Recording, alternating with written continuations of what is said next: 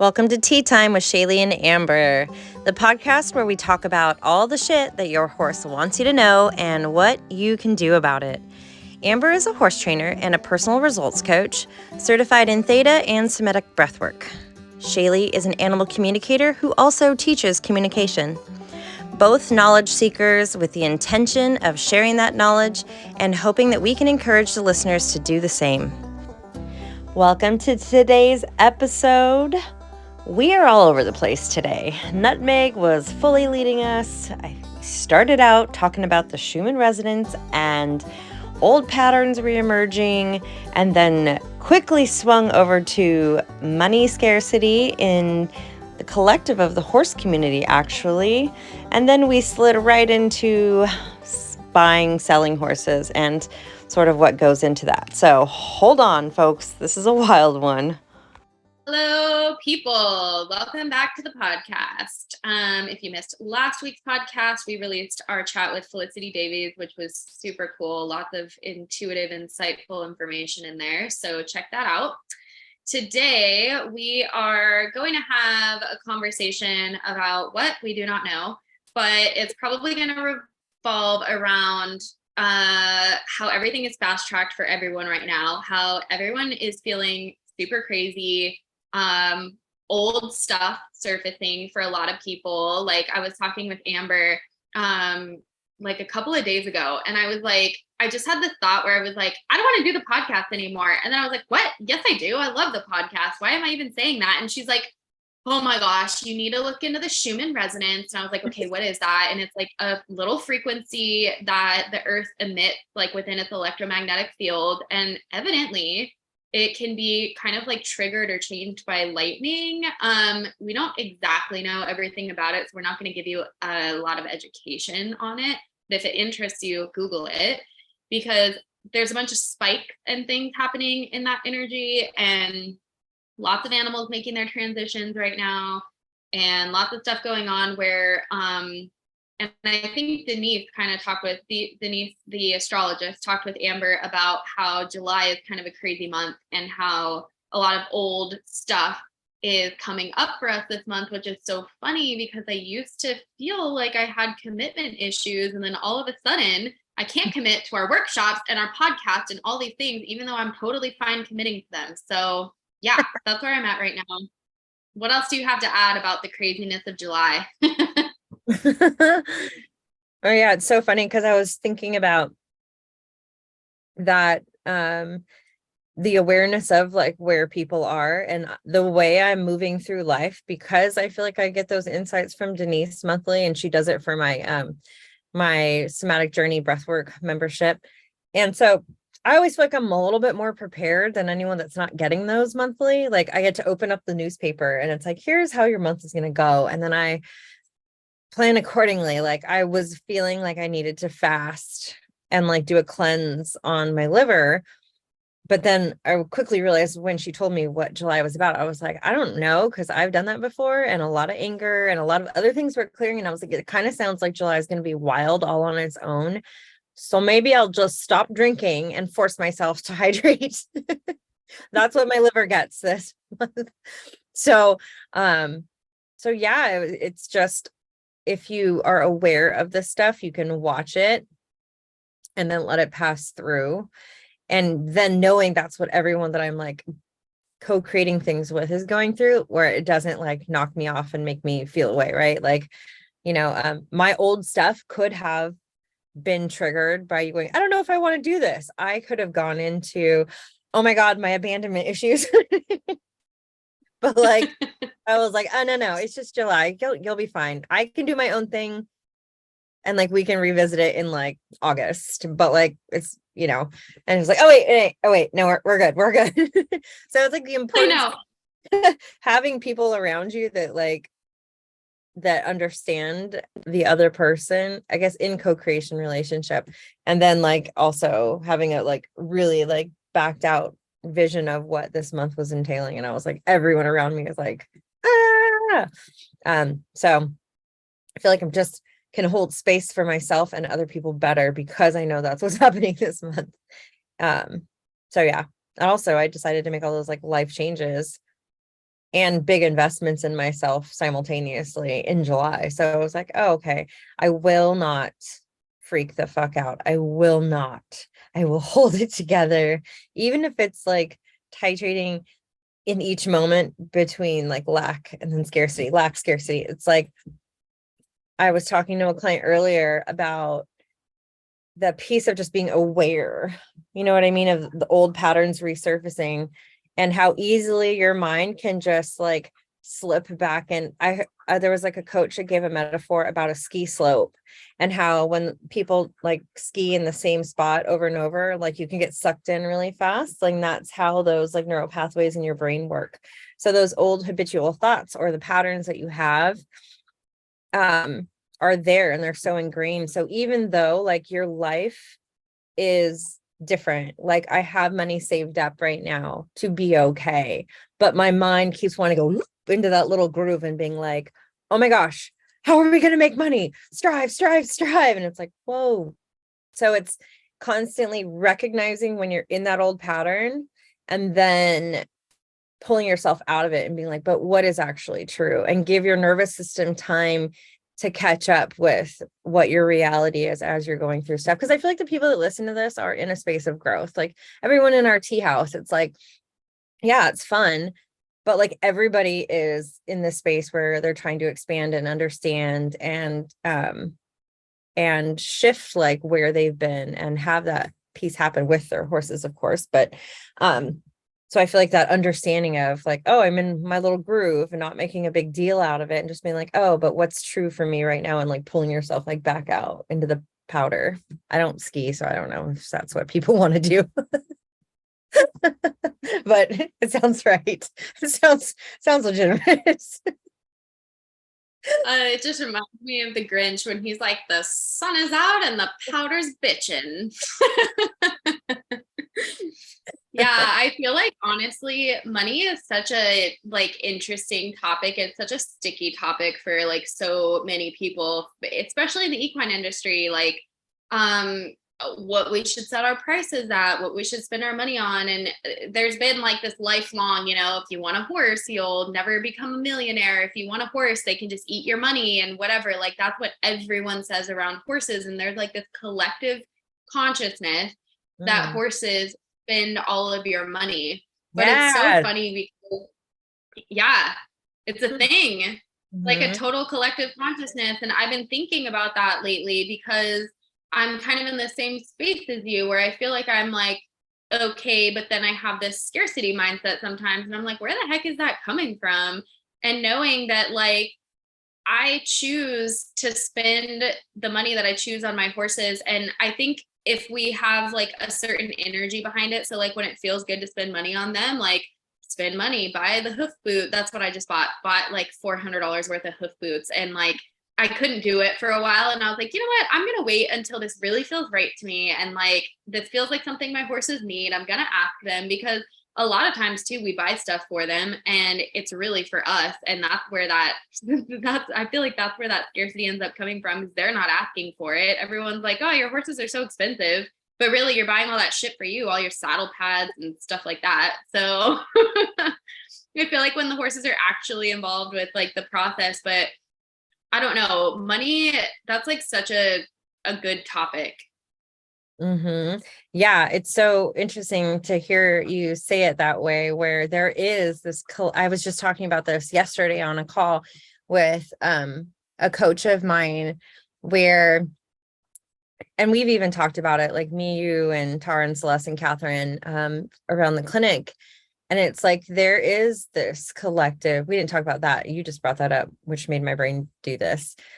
But like, there's so many memes, right? Like I'd go on vacation, but I have horses and it's like, who decided that if you have horses, you have to be broke?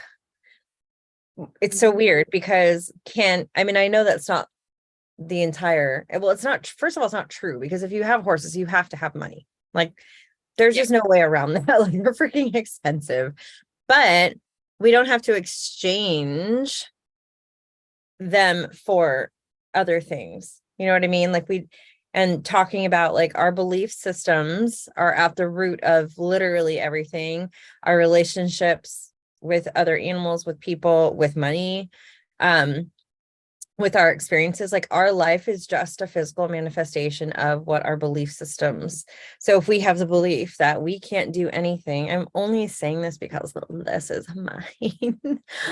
Just recently realizing how much it is coursing through my veins is that I say it all the time. I have 3.5 horses. I have 3.5 horses, and so when I said I'm going to stop taking training horses in, and I'm going to shift and see what I can create space for, it's like I'll hear my mom say, well, if you didn't have 3 horses, you would be sitting pretty good. Like you could be going on those vacations. You could be going first class. You could be doing all of these things if you didn't have them. So even people that aren't necessarily in the horse world, right?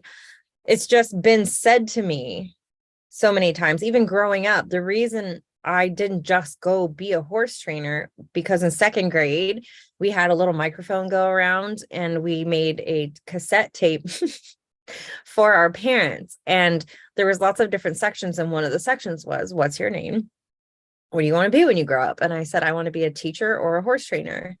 Well, how come that wasn't an option when I got to the end of high school? And my parents were like, horses are really expensive. You need to get a job that can pay for your horses, for your expensive hobby. And I was like, no, I want to go be a horse trainer. I will.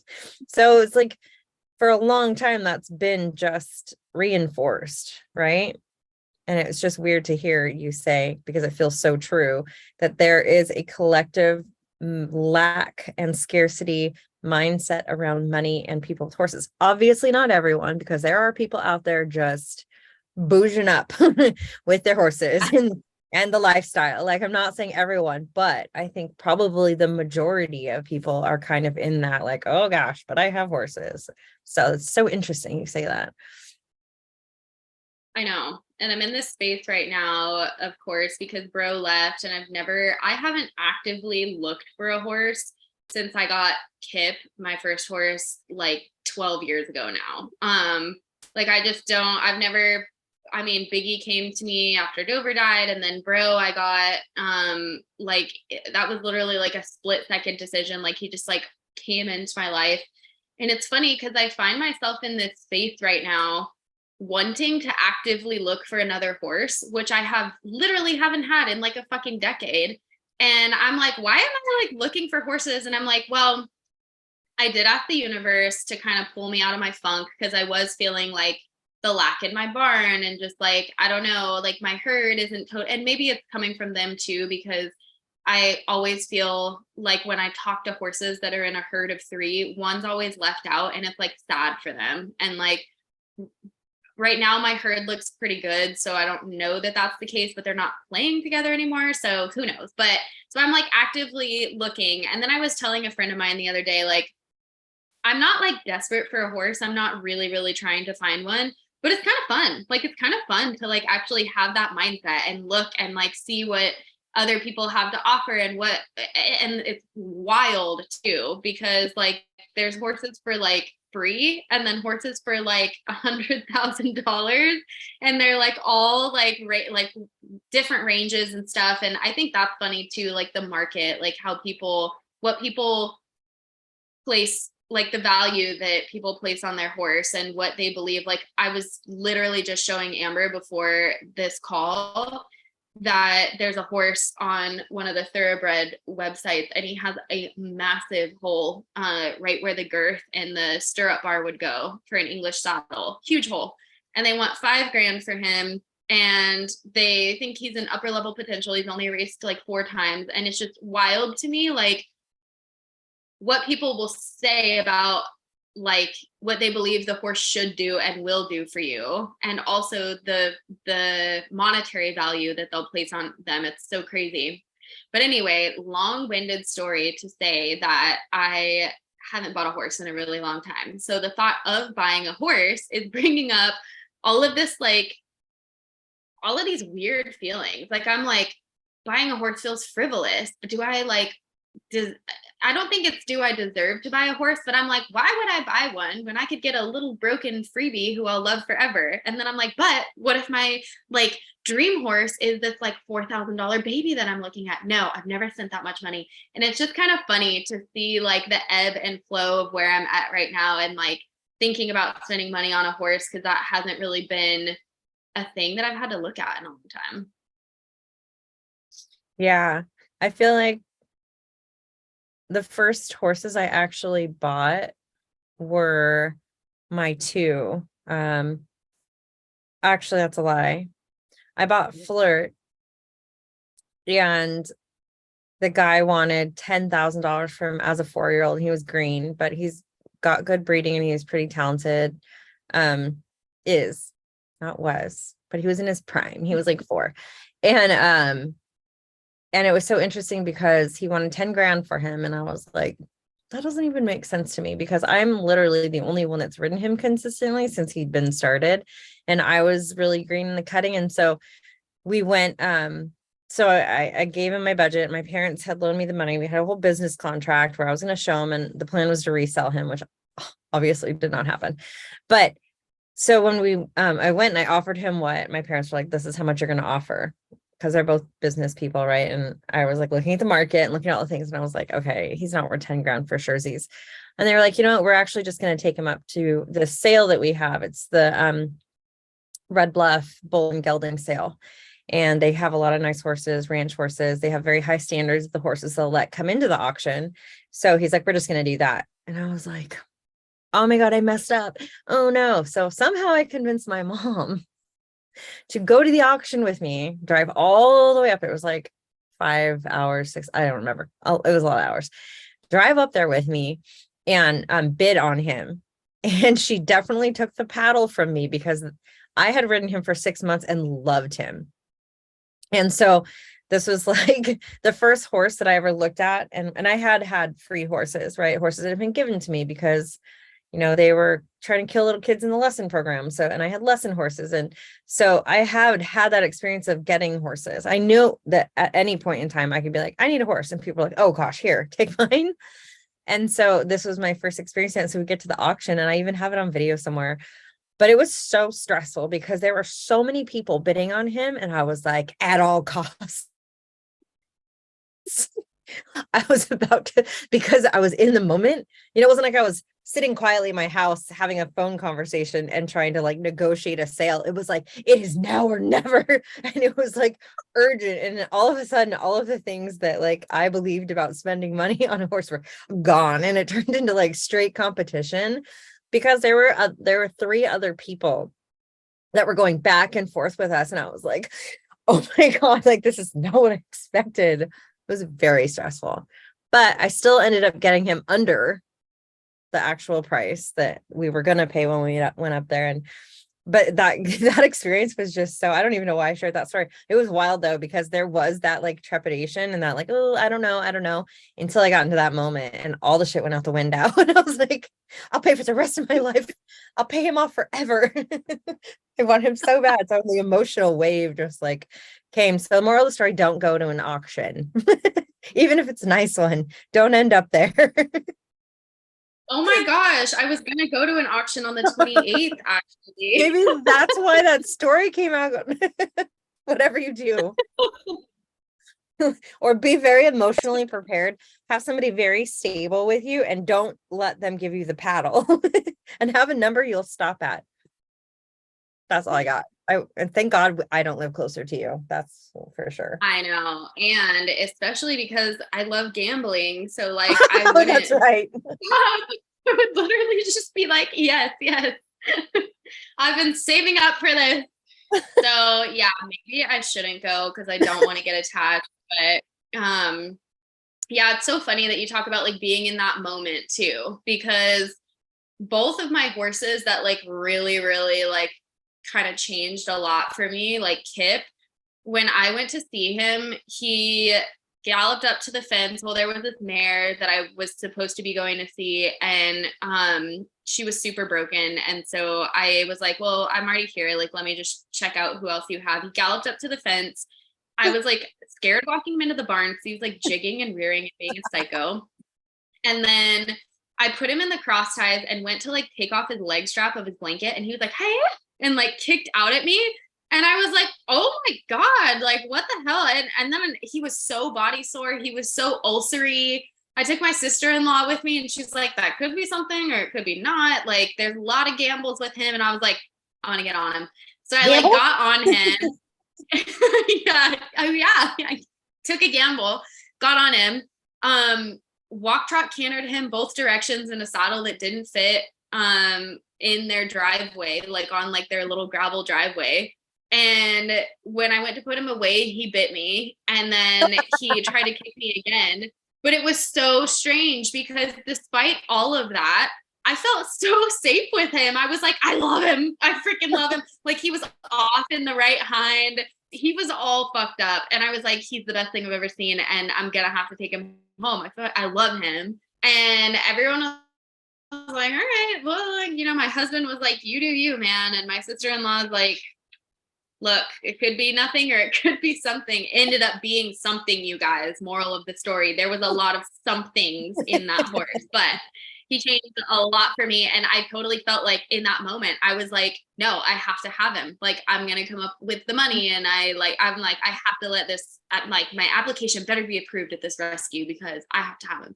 And then with Bro, it was the same thing where like I went to see him and he was so big and so scared that I was all, ugh. Like I didn't even want to lead him. I was all, oh God, like this horse is not in his body. He's like so sketchy. I feel like he could bulldoze over me at any minute. Put him on the lunge and he was so fucking wonky and like spooky and just kind of like flying around with his head in the air.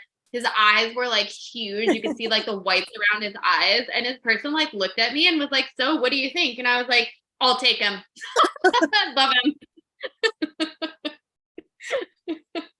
Oh my So God. I totally get that sentiment where you're just like, I love this horse. There's something about him and I'm going to like take them home at all costs. So I guess I need to wait for that feeling again. This is a great conversation for me because I was looking at that horse. Well, here's the problem. I was looking at that horse with a hole in his side and I was like, I love him. And he's got like the polka dotted sock. And I'm like, oh God, like you need to be realistic. I look at his like equibase and he's inbred to the fucking nines on like every thoroughbred ECVM, like ass backwards breeding that you could do.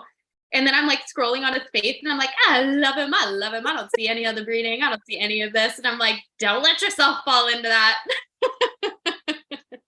And maybe But those horses, that's that like old pattern though too, right? It's like, okay, of course, if you had an infinite amount of land, you and many others would fall in love with every broken creature that seemed like I could give this horse all of these things and bring them all in. But if you start to think about what would be really fun for me and coming back into that receiving mode, like what do I deserve? I want something I can get on and ride. You know what I mean? That maybe everything's going to have their things, right? Like all the stuff is going to come up no matter how healthy the horse you buy is. But maybe starting out with something that like that is like pretty healthy and like I deserve a horse. I deserve to spend the money on a horse that I know is sound, that mentally looks like he's there, that like we could go actually just relax and have fun with and I can enjoy versus there's all these things I have to figure out and it needs all this support and I'm going to give to you. When you shift into that, like I'm ready to receive from a horse that doesn't need so much support from me, or I don't assume they need so much support from me. Or maybe there's something in there about that. yeah, that's such an interesting thought because I haven't had that in so long. And even in the horses that I've kind of like inquired about, I'll be like, yeah, I haven't ridden consistently in at least like 5 years because I haven't had a horse that like can be ridden consistently. And I don't normally reach out about the sound horses. So I'm not even really sure what I'm supposed to be asking you. And then I'm like, can I get a video of your horse? And then I watch the video and I'm like, what am I even supposed to be looking at? Because that's another thing that's kind of hard for me is like, you're judging this animal off of like a moment in time. And also the lessons that they have for their current person is not what they're going to have for me. So their entire personality is going to change. Their entire body is going to change. Like, that's why it really freaking cracks me up when people are like, I was sold this horse under false pretenses. I'm like, nah, bitch, Yeah. you just have different lessons and different energy, and your horse is aligning to that. Like, there's no false pretenses. This horse might have been perfect for this other person. That's what they aligned with. Your energy is leaky, and that is why your horse is aligning with that. So, like, I like struggle with that too, where I'm like, I see this horse that's like perfect. And I'm like, how do I even choose one if it doesn't come to me? Because like all of this shit's going to change anyway. How can I even buy a horse off of like a video or whatever? Well, maybe it's just the intention, right? It's like if you're intending to find a horse that is pretty sound and you're actually looking at ads with sound horses and not looking at ads with horses that, like Project or Baby or whatever, the intention behind I am ready to receive a horse that can have minimal things for me other than I'm going to have the experience of being able to receive enjoyment from a sound horse that, you know what I mean? Like the intention behind when you search even and could bring and shift like everyone, not just you, but in general, could maybe even shift what shows up for you. You know what I mean? Yeah, it definitely could. And I'm writing that down right now on my little whiteboard. And when we get off of this call, I'm going to write down 10 things that I want in a horse, and I'm going to put it on my wall. But then it's kind of funny because my husband was like, are you searching for a horse with an empty heart, or like is your heart full with your current horses? And I was like, no, I'm perfectly happy with what's in front of me. And he's like, why are you searching? And I'm like, I don't know. I don't know. I guess it's kind of fun, or like I'm not really looking for one, but maybe I'm just putting it out into the universe, or maybe my horses are guiding me to do it. Because anytime I really think about it, I'm perfectly happy with the herd that I have. So I don't really know why I'm searching for them. But anyway, don't want to make this about me, you guys, but there's a lot going on over here. Well, I also feel like it's just curiosity, right? Like you're not being shut down to the idea of, I think people will help a horse transition and then they get weird about, or an animal of any kind. And then they get even humans, right? When someone passes and people want to get into another relationship, you know what I mean? It's like, there's this weird stigma around, oh, wow, like not to be creepy, but wait till the body is cold. You know what I mean? Like people, that's an actual thing people say. So there's this weird idea that if you get something or get into another relationship or get a puppy or whatever it is too quickly after something has transitioned, it means something about you. You know what I mean?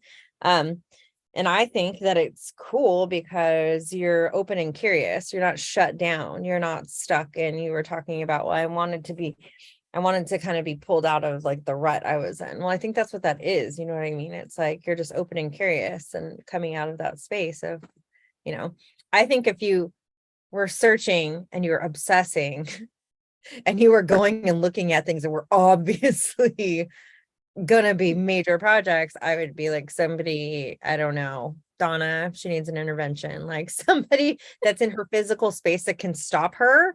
Like somebody needs to stop her because so I think it's different. I think the energy behind it's different. You know what I mean? You're not like obsessively searching for the thing to fill the hole and the void. It's like, oh, there is space and I wonder what's out there. I think it's different. I think you're fine. Anna might not be a good option Oh, because I want to go. oh, that's right. Yeah, what we she's were like just talking feeding me the about. Mustangs and stuff. And like I want to go see my saddle fitters babies on Sunday, and she's like, what we could do is go see the wild horses that are up there. Because she's like in Knoxville, Tennessee. She's like, what we could do is go see the wild horses up there, have lunch. We could pick out a Mustang, go see the babies, and then the Mustang can come straight to my house. I could gentle it for you, and then my purpose will be fulfilled. I'm like, okay. Here I am back to the whole, I need to manifest a riding horse and not exactly sure what that looks like. And maybe that's why all of this stuff is coming to surface. Cause I'm like, what is a riding horse? And what do I even want to do with horses? Do I still want to ride English, or do I want to try Western?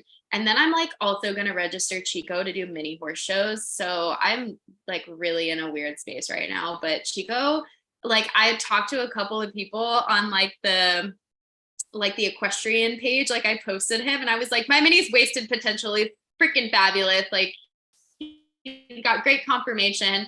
And I sent like a couple of people like his pictures and they were like, oh my God, you need to register him. There's a couple local shows. So who knows? I might become a mini horse shower. I feel like those people quickly shift. Many people quickly shift into hoarders because they're so small and you can collect them very easily. So I just stay grounded. I just see you going to mini horse shows and then coming home with like 4. Well, they all fit in the trailer. They just put them in. There's plenty of room. They're tiny. Oh my God, that actually could happen, but it can't because my mini's a magical unicorn. He doesn't get muzzled and he's on 10 acres of grass and he like he's magical. His teeth are perfect, his feet are amazing. He has no like conditions. Conformation's great. But yeah, you're right. It's totally. And then, here's what's so funny too. Because I was like, oh yeah, it'd be so fun to show. I got all the information. I'm like, okay, I'll register him. I'll do all of this. What does my mind immediately go to? Great. Now I'm going to have to vaccinate him. He could get a disease. He could get sick from there. Like, am I really doing the right thing by taking him off property and putting him at risk health-wise? And then I'm like, why would I go there? Why am I thinking that? That's so funny. But it is interesting that you don't have those expectations around him ever being a riding horse. And if he was big sized, he could probably be a perfectly sound riding horse for you. You know what I mean? Like, but there is that like lack of the other things that come around horses that are like riding horse size. You know what I mean? Like, he's like the perfect little unicorn. He can be on all the grass. His teeth are, all the things are perfect. And he's like, but he's little, so I can't ride him. So it's fine.